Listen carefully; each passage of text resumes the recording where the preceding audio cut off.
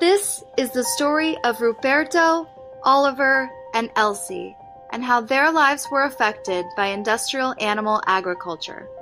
First, let's meet Oliver. This is Oliver. He was born onto a Confined Animal Feeding Operation, or CAFO for short. As these images taken from industry websites show, the dimensions of the crate that Oliver was gestated in weren't large enough for his mother to turn around. But pigs are complex individuals that need more than metal grating and steel bars to survive.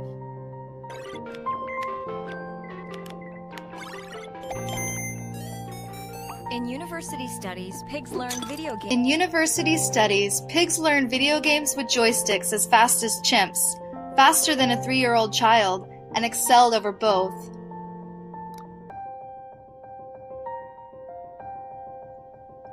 The architecture of these megafarms just isn't appropriate for mammals that desire companionship, fresh air, grass, and sunlight.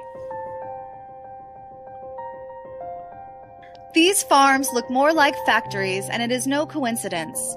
As far back as the 1978 edition of National Hog Farmer instructed that, quote, the breeding sow should be thought of and treated as a valuable piece of machinery whose function is to pump out baby pigs like a sausage machine.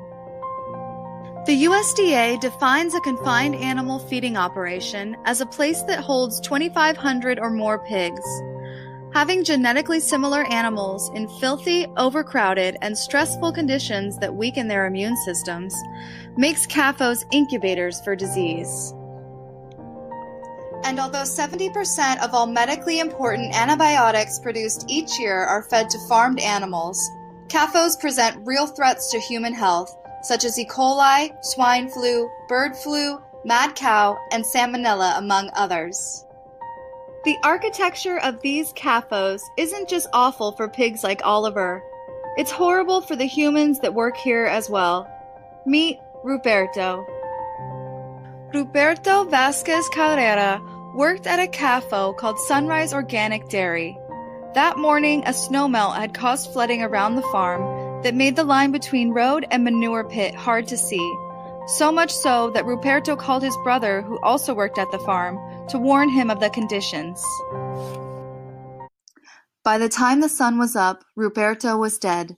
He had mistakenly driven his feed truck into the manure pond, full to the brim with animal feces and urine. He managed to escape his truck and swim for 70 yards, but was unable to make it to safety. Roberto did not deserve to die this way, and neither does anyone else. Tragedy is often multiplied when family, friends, and coworkers try to help someone overcome in a manure pit.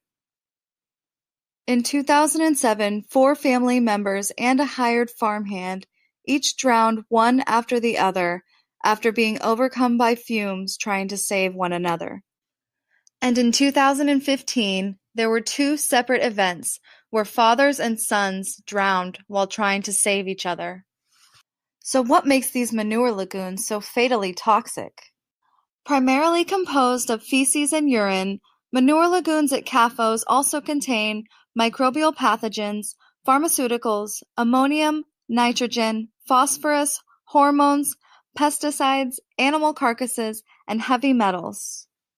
These hideous pieces of architecture also release hydrogen sulfide, methane, ammonia, and carbon dioxide into the environment.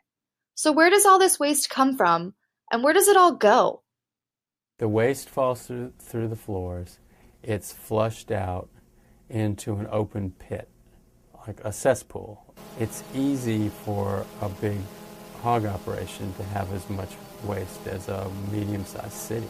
Of course, the pit will fill up, so it has to be emptied, and they're emptied by spraying the liquid waste. Yes, you heard that right. If you're familiar with a garden sprayer, they're gigantic versions of that. So they're making droplets, fine mists out of this liquid waste, and that can drift downwind into be called environmental racism or environmental injustice, that people of color, low-income people, bear the brunt of these practices. This is where they spray animal waste on us. This is about 8 feet from my mother's house. What is it like when the mist is? It's like, you think it's raining?